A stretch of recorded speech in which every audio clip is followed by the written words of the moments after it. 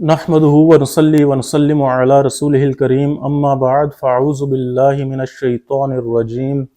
بسم اللہ الرحمن الرحیم۔ وجود باری تعالیٰ کے اثبات میں جب ملحدین سے یہ کہا جائے یا انہیں یہ دلیل دی جائے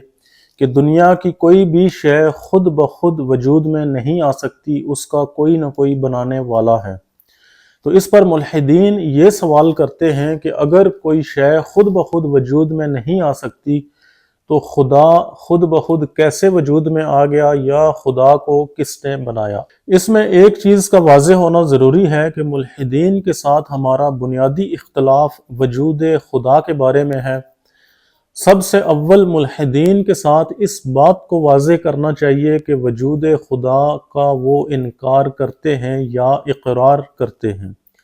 اگر وجود خدا کا انکار کرتے ہوئے وہ ایک خدا کا تصور فرض کر لیتے ہیں اور اس پر اعتراض کرتے ہیں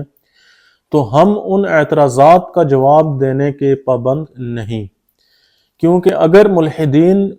وجود خدا کے منکر ہیں اور خدا کا تصور فرض کرتے ہیں تو یہ لازمی ہے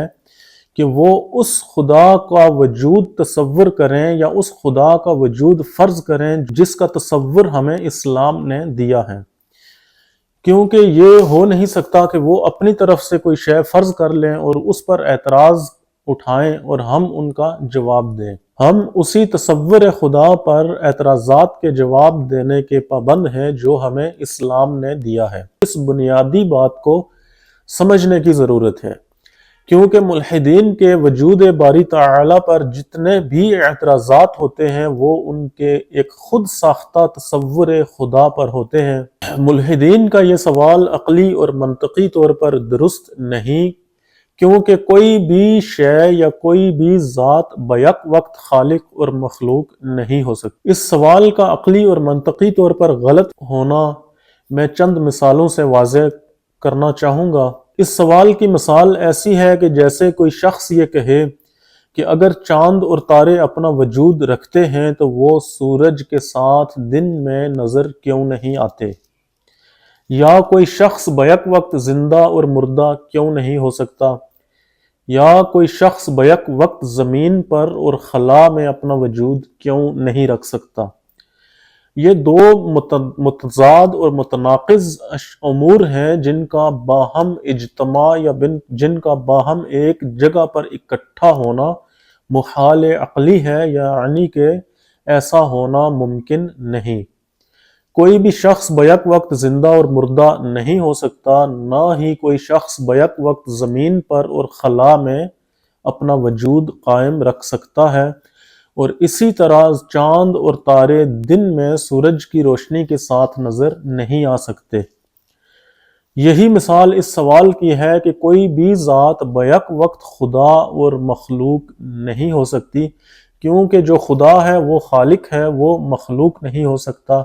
اور اگر وہ مخلوق ہو تو مخلوق کبھی خدا نہیں ہو سکتی۔ فرض کرنا تو نہیں چاہیے، لیکن اگر بالفرض ہم اس چیز کو فرض کر لیتے ہیں کہ خدا کا کوئی بنانے والا ہے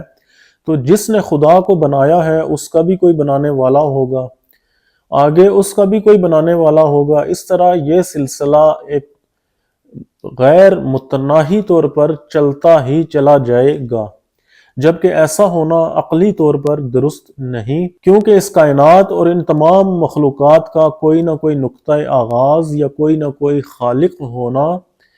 عقلی طور پر ضروری ہے۔ جدید سائنس بھی اس بات کو تسلیم نہیں کرتی کہ یہ کائنات اور ان تمام موجودات کا سلسلہ خود بخود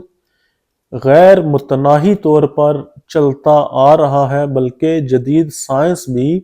اس کائنات اور ان تمام مخلوقات کے نقطۂ آغاز کے بارے میں مختلف نظریات رکھتی ہے۔ چونکہ اس سوال میں دو متناقض امور کو اکٹھا کیا گیا ہے یا دو متناقض امور کا اجتماع پایا جاتا ہے،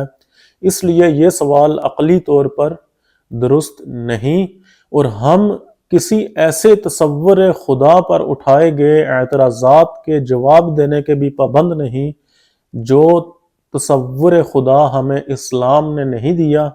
بلکہ خدا کے مخالفین یا وجود خدا کے منکرین نے اپنی طرف سے گھڑ لیا ہے۔